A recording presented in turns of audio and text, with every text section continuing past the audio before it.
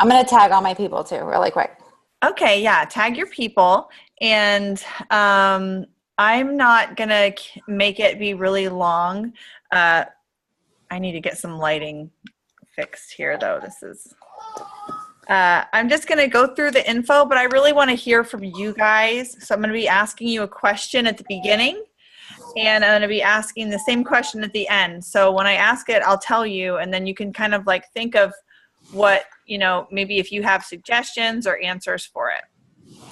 So Mary, I'm going to mute you, and I'm going to go ahead and screen share. Oh, my computer's kind of unorganized right now. Sorry, guys. I think you probably see my Facebook. There we go. Okay, so you guys should probably see the presentation. If you don't, somebody let me know, but it should come up big here. So I'm just going to talk tonight. I think a lot of times when we do trainings, one thing about doing trainings as a leader and being a coach is that every training that you do, every presentation that you do, doesn't just teach your team, it doesn't just help grow other coaches, it's helping you grow yourself. So a lot of the advice I'm giving you tonight is advice that I have been giving myself. And so one thing that I see happen sometimes with coaches is that seasons change in their life, or big things happen in their life, or their relationship starts changing with their family, and it affects them on their coaching journey. And so I just thought I could give you guys some tips and show you a little bit of what I've done through my seasons of life, because I've been through a lot of seasons of life as a coach. When I first signed up, I was 3 months pregnant with Easton, and Parker was 17 months old. So I was like really overwhelmed already to be taking on anything. So I went through the newborn, the pregnancy part of coaching. I went through having a toddler, being pregnant. I went through having a newborn as a coach, and then having two under two, running around trying to keep up with them. And now I'm a mom with kids who are in school as a coach. So this is very different for me too. So with that said, I just want to put this out there. The reality is, one of the most common problems that all coaches face, and I mean all, I mean Lindsay Matway, I mean Mary Brum, I mean you as a brand new coach, or if you're an Emerald coach or a Diamond coach, we all face the life-work balance. I don't know any coach who has it all completely together on balancing their kids, their husband, their ministry, their coaching journey, keeping the house clean. I mean, keep doing all these things, juggling all these balls. It's something that we all face. Okay, so I think it's important to put that out there, just because we don't want to make it seem like if you use your tracker and you do your power hour, that everything's always going to be perfect and that you have to be perfect, because you don't have to be perfect. That's the great thing about coaching, and that's the thing I'm learning as I grow and mature as a coach and a leader, is that I can adjust coaching to fit my family. Okay, but what I want you to kind of go into it with is more of a solution-oriented attitude. When you hit these roadblocks, when your seasons change, when bumps come in the road, rather than having a woe is me attitude, or a this is not for me attitude, like maybe this isn't for me, maybe this isn't what I should be doing, or woe is me, I have these issues going on and these other issues, and I see all these other coaches who seem to have everything together. Woe is me, I can't do it like they can. But guess what? None of them have it together. I promise you, none of them do. Okay? So having a more solution-oriented attitude, rather than saying, okay, I am going to drop this business cold turkey, canceling my coach account tomorrow because I am just fed up with this, okay? Rather than saying that, or rather than saying, oh, I'm never going to be able to do this. I've been working so hard and woe is me. Think, what can I change? How can I change this? Whether it's cutting back in certain areas, whether it's saying, hey, you know, I am going to force myself to do my PD every day rather than going gung-ho on just one part of my business all the time. Having a solution-oriented attitude will help you, because what you need to remember is that this is your business. So you can do it however you like. You can do it full force when you want to. You can back off when you want to, but it's about finding that balance. Because without the balance, you're going to come to a point where something's got to give, guys. Without that balance, if you're not aware of it, if you don't take care of it, something has got to give, and it will give. And usually it's you end up, you know, stopping your business, or, you know, something else might happen. But one of the things that I've learned, though, is that having this longevity mindset is key. Okay, so 1 foot in and 1 foot out doesn't work. People who, a lot of new coaches, they sign up and they want to have all their papers, all their notes, all their scripts, all these things organized in a binder. They want to have this tracker on this particular clipboard and this and all set up. But if you don't jump in and just start doing it, it's not going to work. Dipping your toe in the water, you're not going to get, it's just, your business isn't going to take off. You've got to just jump in the water. You have to dive in. So, okay, so here's this little analogy. And in my life on the left, maybe yours too, this is the way it should be for me. When I say, what are my priorities? Where should they be in my life? In what order? This is what they should be. It should be God, then my husband, then my kids and my family, then my health, which obviously includes working out and eating healthy, my finances, which obviously includes Beachbody, but it also means keeping track of our budget. It also means being a good steward of the business budget, of the business expenses. And then the business should be below that, and then everything else should be below that. Okay. But, and I'm being completely transparent, because at first I had God at the top and then the business, but this is what I get sucked into without even realizing it. The business gets put to the top, and then everything else goes underneath. And notice finances are at the bottom, which that's crazy. Like, who would put their finances at the bottom? But so this is my ultimate question, and this is the one I want you guys, these are the 2 questions I want you guys to keep in your heads while I'm talking for the rest of this, because we're going to come back to this. So what's the ultimate question? How can we honor our true priorities in life and still be successful? Because if we can't do that, then this is not what we should be doing. Okay. But it would be crazy and silly to ever think of quitting your business because your priorities aren't in line. Because usually when we're overwhelmed, usually when we are not being successful, it's because the priorities aren't in line. Because trust me, if you honor your priorities, they will honor you back. They really will. So the question is, how can we go 10x? Now, if you don't know what 10x is, there's a book called The 10x Rule, but basically 10x means massive action. 10x means going all out, like doing as much as you can in this 2-hour period as possible, sending as many messages, just going 10x, okay? Doing what it takes to get your Success Club. So how can we go 10x on our business, or maybe Success Club 50, or whatever 10x is to you? How can we go 10x and not end up in scenario 2 with our husband, family, finances, and maybe even our health getting the leftovers? How can we do that? Okay, so how can you, these are my tips, and I'm not an expert, obviously, but these are some of my tips. So how can you be successful and still honor your priorities? Number 1, I know you guys have heard me say this before, but you've got to have a schedule.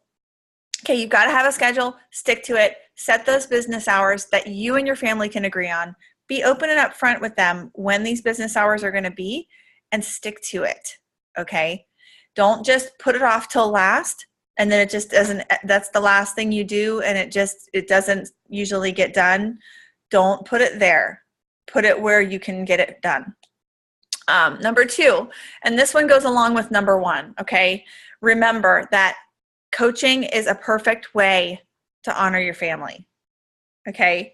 Just because you are working your business and setting aside this time that you might be sacrificing with your family, like maybe you get up, or maybe you get up super, super early before they wake up to work your business, or maybe you stay up later and lose a little bit of sleep.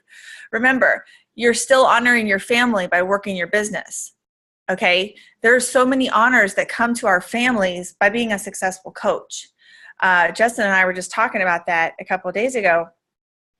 With everything else aside, I could never look back on coaching and say, I put all this work into it and what did I get from it? I could never say that, because I have learned so much. I have learned so many skills: video editing, picture editing, social media marketing, how to speak to people, how to whip out a presentation in a couple hours for my team. These things I've learned as a coach, and I can carry these through my life for the rest of my life, and it's always going to keep growing. So just remember that you have to make the coaching a priority too. You should honor your priorities, but coaching has got to be one of those priorities. And it has to be every day, not just some of the days it's your priority. It has to be every day. But it's all about that balance, because we can't have consistency in our life if we don't have some sort of balance, because something will end up causing us to break down, burn out, and get like crazy stressed out to where we're not happy. And we obviously want to be happy in life. So number 3, set aside time before each work session to pray and meditate. Maybe it is literally like a 30-second thing or a 60-second thing. Whether you're of faith, Christian faith or not, meditation you could do that too. But make your PD a priority. And here I am, for me, PD, I feel like I never can get through a book fast enough because I'm listening to audio and I'm reading a book.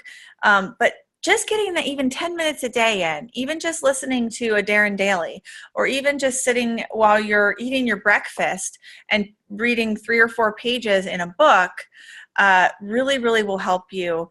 And not only that, but you can involve your family in your PD. My husband and I we read together. Sometimes we listen to the same audiobooks. But remember, you've got to take care of yourself. And PD is a great way to do that. So number 4, cut the fluff. You guys have heard this before: TV, alcohol, social events, energy vampires, those kind of people that you hang out with or talk to that just are constantly draining your energy, negativity, people who are just gossiping and talking about things that are not positive or happy. Those type of people, maybe try to distance from them when you're working towards your fitness and your coaching goals, and also towards honoring your family. Because remember, the more stuff you say yes to, the more stuff that might be important to you that you're saying no to. So sometimes when you're putting your focus on too many things, especially negative things, your family's going to be getting the short end of the stick with that, or your business. Number 5. So when you're not working, this is something I've learned over time, and I try really hard to stick with this. When you're not working, stop talking about work. When you are done working, put it away. Like, close the computer, put away.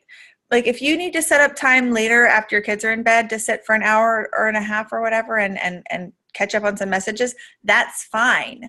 But don't talk about the work the whole time through dinner, the whole time through bedtime routine, or complaining about, or anything, even just talking about it. Trust me, your family's going to get tired of hearing about it. And eventually they're going to not want you to do it especially if you're complaining. So complain to your upline if you need to vent, but try to think positive about your business. The more positive thoughts you have about your business, the more positive people and events and opportunities that are coming your way. So number 6, and I preach this because I practice it, you've got to have a tracker, okay? If you want to honor your time, if you want to honor your family, especially if you're someone like me who never feels like they have done enough in a day, got to have that tracker. It's going to keep you focused. It's going to help you save time. Also, like, if you get to the point where you're like, I really need to give my family this extra time, I really need, like, let's say your grandmother is sick and you need to take care of her, or let's say you have a baby, okay? You're going to want something, a routine on your tracker that you can follow in those times where you need to do the minimum amount of work. Okay, so my tracker says with invites 3 to 5. It says follow-ups 3 to 5. So if I was in a point where I really needed to down the amount of messages I was sending each day, I could go ahead and just do 3 in each of those boxes, and I could look back at that and I could say, yes, I did that today. I got that daily minimum done regardless of what's going on, and it's going to help you stay focused. It's going to help you stay consistent. Also, it's going to help you feel justified, and at the end of the day, for being able to turn off the work and spend some time with your husband, or spend some time with your kids, or really dig into your PD without having that phone that keeps making noise and distracting you. Okay, 2 more tips really quick. Number 7, this is so important with kids. Know how to drop what you're doing on the phone when your kid needs you. Use discretion, obviously. Kids need to understand that sometimes when their parents are doing something important that they should not be interrupting. Yes, completely. And teach your kids that. But if it's a graphic, or if it's a post like that you are just like, you already posted it on Facebook and you just need to put it on Instagram, and you need to put it over here or wherever you're posting, just show them they're number one. I know it's hard. I know for me, I get my train of thought going and I get my groove going, especially when I'm doing my invites. Know how to just and stop for your child. And that's going to not only help them to feel happy that you're working and that they can get your attention, but also it's going to make you feel good too, feel better. So number 8, this is another great one. Make your spouse feel special as often as possible in any way that you can think of, okay? So think of fun and creative ways to show him you think of him just as much as you think of your coaching business. Know what his love language is, and let him see how this business has truly made you happier, healthier wife for him. If he doesn't see that the business is making you a happier, healthier wife for him, he is very likely not going to be supportive of your business. When the time you are supposed to be spending with him, the only thing you're doing is glued to your phone, he's probably going to start resenting your business. So talk with him about your work schedule. Lay it out. When is the time for you and him? When is the time for your business? And then stick to that. And trust me, know what his love language is. Because if you are in tune with your husband and your husband's in tune with you, and you guys are on the same page with your love languages, it's way easier to to run your business from home in general. Okay, really, really quick, and I'm not going to go through and explain all these, and you guys can take a screenshot of these if you want. But I have 3 different seasons of coaching that I'm going to go through. So this was when I was pregnant. I used to make these really cheesy graphics, and I had no guidance when I first started. I was beachbodpittsburgh.com when we first started. We were Beachbod Pittsburgh. That's what we named our Beachbody company when we first started. It's just so funny now. Nowadays, you'd never do that. Everyone would teach you not to do that. But back then, no one had the trainings and stuff. Anyway, so when you're pregnant, you guys, what I did was I posted my journey. You take lots of pictures, flattering pictures. Make sure you take lots of not flattering pictures of yourself, especially right after you have your baby. You can ask tons of questions and get people talking about. Everyone likes to talk and give advice about their baby. Obviously, if you're pregnant, you want to make sure that you do a program. If you have any pregnant coaches, make sure that they're doing a program, but also have them look through the program and the things that they're modifying, make a video. So make videos to show those modifications. I still share with people the ones I made for the Slim and 6 program. I made videos when I was pregnant showing which moves not to do and how to change the move. Also, creating the pregnancy workouts, I swear you will use those for the rest of your pregnancy journey. So do that. Look up moves, pregnancy workout moves, make some workout videos. Also, I wish I would have been more proactive about this when I was pregnant, but have it in your head that you're going to make your transformation journey video, and do this now, even if you're not pregnant, even if you're just starting your journey. Take pictures all the time, because you can splice all those together and make a really cool transformation video later. Also, don't check out just because you're pregnant. Pregnancy, I think, is like prime time to build your business, gain a following of people who love you and care about you. It was awesome for me. I loved it. But be transparent, be you. Obviously, the 4 vital behaviors, using a tracker. And if it's your first pregnancy, you want to work like crazy before you have your baby, obviously. Networking, posting, inviting, growing your network as much as you possibly can before the baby comes. And then make a plan for when the baby comes. Have your teammates ready to take the reins. Schedule some posts out to just make people completely baffled that you could post while you're in the hospital or whatever, but have a plan. Okay, so with a baby and through toddler, see, I had baby and toddler. This was my first summit. I brought both babies. I brought my parents. So it can be done. Trust me, it can be done with 2 toddlers, 2 under 2 years old. But you just have to create your schedule to fit your kids. You might not have a power hour. You just might not. So make your routine with what I've heard people call power pockets. So what you'll do in the morning, what you'll do in the afternoon, in the evening, after bedtime, write this out on a paper. Even if it's like a small 3 or 4 thing list, like you wake up in the morning, post in your challenge group, post on Facebook, maybe message 3 coaches, message 3 challengers. And then afternoon, when they're eating their lunch or whatever, you could do 5 more things. And then when they're napping, you could send your messages. So that's what I have here. Stick to the schedule. Don't be glued to your phone, obviously, all the time. When they're awake, get them on a nap schedule. I was huge on the nap routine, and the consistency of the routine helps both the kids and your business.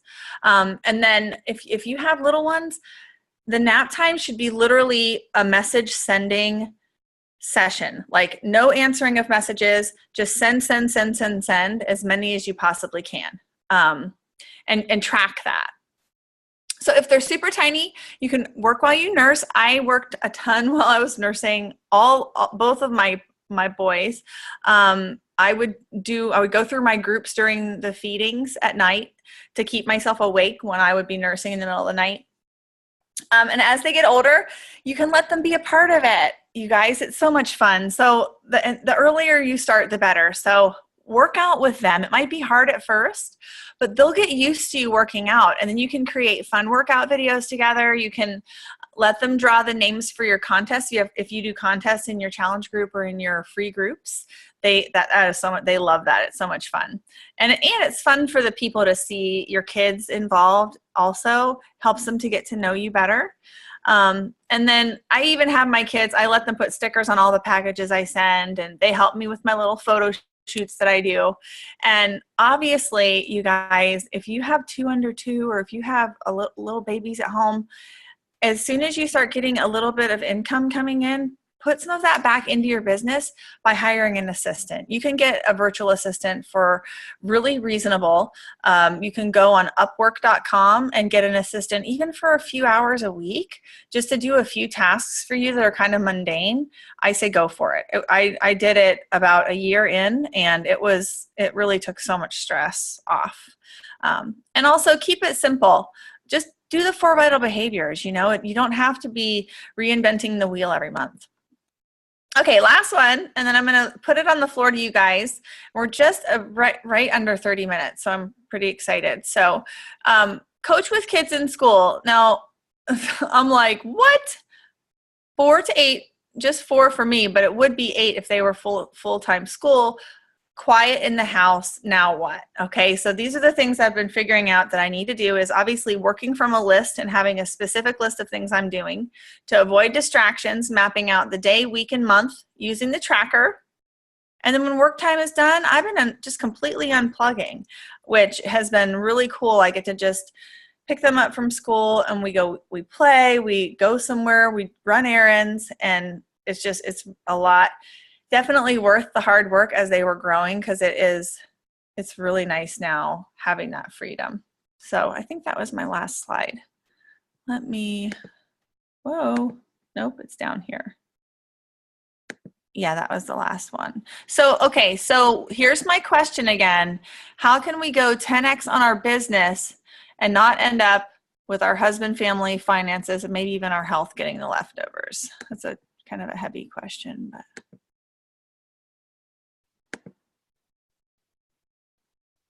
Okay, you guys can unmute yourselves.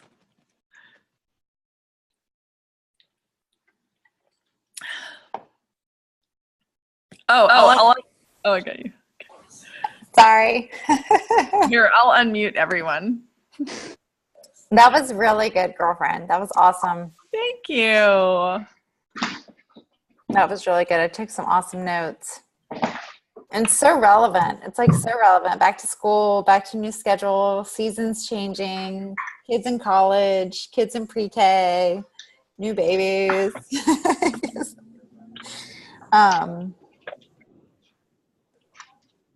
Yeah. I could go first. I wrote the question, but I want to make sure I wrote it down right, or I typed it.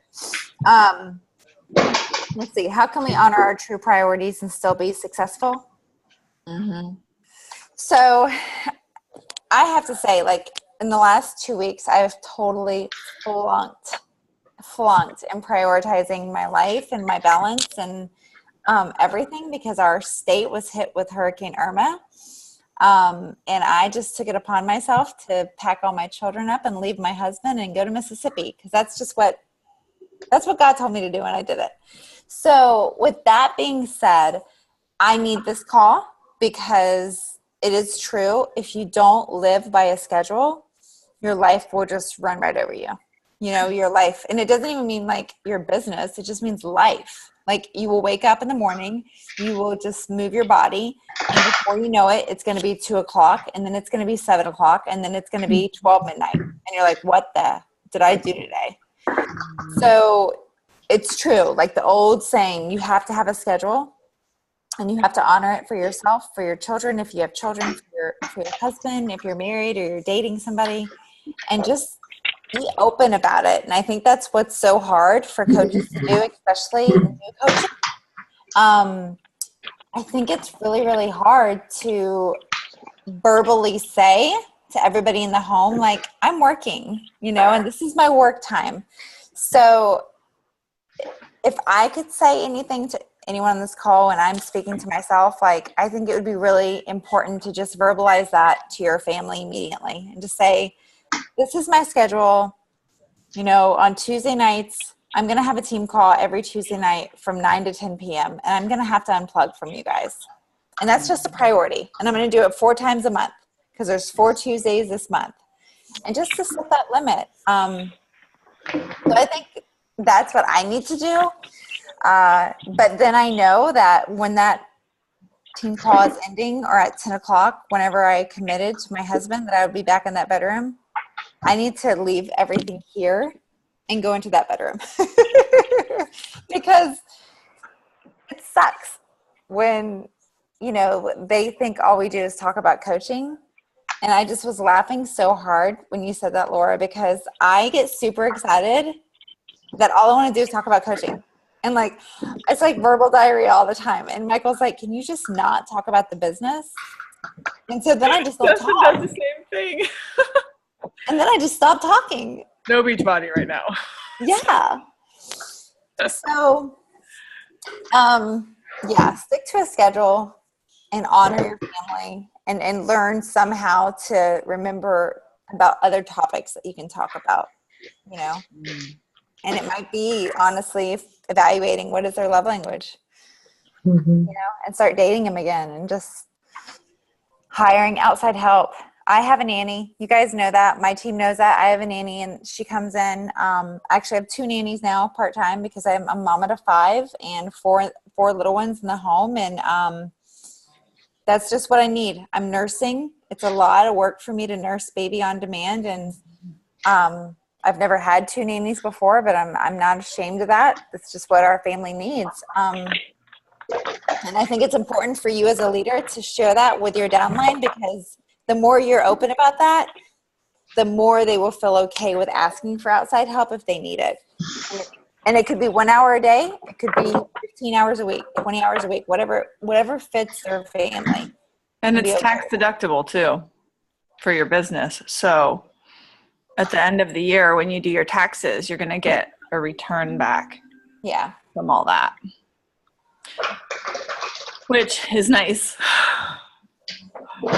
Yeah. This year it was like really nice. I was like, whoa. Wow. That's not expected.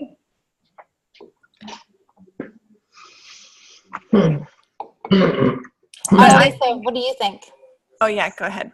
So, Annalisa's been on a really high roll lately, so I want to hear what you think, girlfriend. I tend to I find myself feeling like a rag doll. So having a schedule is really important, because at any moment my mom could call me, and she has declining health, and she's 78, she's downsizing. So because I'm not technically working, I'm free, I'm available, I can do whatever, drop them at the hat, take her to the doctor's appointments, and deal with issues. The same with my son, starting back to college, driving him to and fro, so it's like I've never been busier since I've been home. And so, yes, you're right. However, this last week, I felt like I was gaining momentum. It's like I could get things done. It's like a sense of urgency, and it's kind of like I thrive because I'm a paralegal by profession. So I thrive by that sense of adrenaline, that adrenaline rush. And so I recognized that I can do this. I can do this. And so there was a sense of accomplishment. So schedule is critical, very much so, and also finding time for your husband, dating your husband. Michael and I started talking and really having conversations and facing each other when we're talking, instead of, two ships that pass in the night. And that really makes a difference. So definitely your talk was very hit right on. I don't have small children, but then again, I have grandchildren, and I was in New Braunfels yesterday with my grandchildren because my daughter called me in the morning and said, "Mom, I need your help." So there again, I'm not technically working, so I'm free for everybody. So that's tough. Yeah. I get that too. Yeah. Or people will call you during your like power hour, and you're like, I can't really answer right now. Yeah. Kind of thing. I've learned something new this month that I haven't done in these 2 years. I turn off all my notifications. Mm-hmm. That has made a huge difference in my ability to focus. I've never tried that. I need to try that sometime. Oh my gosh. I turned them all off. Facebook, mail, everything. I just turned them all off. And it's made a huge difference in my ability to be able to focus at what I'm working on. Yeah, Melanie Mitro mentioned that when we were in California, Laura, that she actually schedules time to check her Facebook Messenger. Mm-hmm. And it will freak you out because you're going to be like, does nobody need me? Like in the beginning, like really freaks you out. You're like, why is my messenger not going off? And then you realize, oh, I'm not checking it because it's not 12 to 1 or it's not, 2 to 3 p.m. or whatever your schedule is. I did turn mine off for like a month, and then I got so freaked out I turned it back on. But I should go back to that. Oh, yeah. My phone's always on silent, so I don't ever hear notifications. Notifications don't affect me. Not even the pop-ups, because I get pop-ups. Yeah, the pop-ups affect me. On the computer, those pop-ups, like when on Messenger, when someone's message pops up, that is seriously the most distracting thing ever. I turn them all off. oh, especially when someone is like talking to you about something that is just like one of those topics and you're just like, why am I even talking to you about this right now? Kind of thing. Like, get off my screen. Yeah. Yeah, this month has been an interesting month. I will say that with the hurricanes and everything, it was a wild beginning of the month. But I have faith, you guys, that the end of September is going to go out big. Okay. This is what I'm visualizing. So I do too. And this is my 3-year anniversary, and maybe this will just make you guys feel a little better, but this is my 3-year anniversary on the 30th. And this month, last year, I hit Success Club 11. So it doesn't seem like a big number, but if your goal is always to hit Success Club 10, I did it. So even as a new coach or a newer coach, September is a good month. Typically, it's a good month. I forget what I got last September. That was 3 years ago. So I don't know what I got last year, but I was thinking about that the other day because August was always hard. Mm-hmm. But I almost feel like September was similar to August because this year because of the hurricanes. Oh yeah. I mean, I kind of felt it too. I was like, I don't want to spend my money on this luxury when these people need help here. It's like, no, I agree. And girls, if you haven't seen Brittany Leggett's training from the Dynasty page that she did on Saturday night, I think, this past weekend, check it out. It was a live training. It's really good. I watched half of it already. The inviting one? Yeah. Yeah, I watched the first one. I got good. 16 points last September. Oh, that's awesome. There you go. Yeah. We'll do it. We can do it, you guys. It just requires messaging more people and following up more. Because you figure it's not that people aren't interested. It's just people get very, very distracted. So my advice is capitalize on follow-ups majorly, and also being vulnerable on your posting, and really posting. Like, I got out of the habit for a while, but I'm back into it. Every other night, Monday, Tuesday, Wednesday, Thursday, and Sunday is either coaching opportunity or challenge post, and I go back and forth.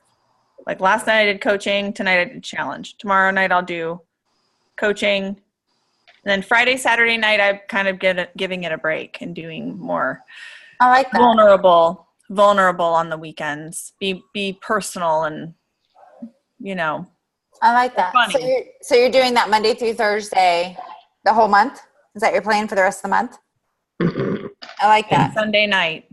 And Sunday night. So Sunday through Thursday. Yeah, but I've been varying it because I haven't always been doing that call to action at night. Sometimes I get like this weird itch to do it during the day. Yeah, I do it during the day. Or like if it's about Shakeology during the day, I won't post like about the challenge group that night or but also, you guys, capitalize, go dig deep into your challengers, even if they're not your challengers, but other people in your challenge group, and find people that are getting results and post about that.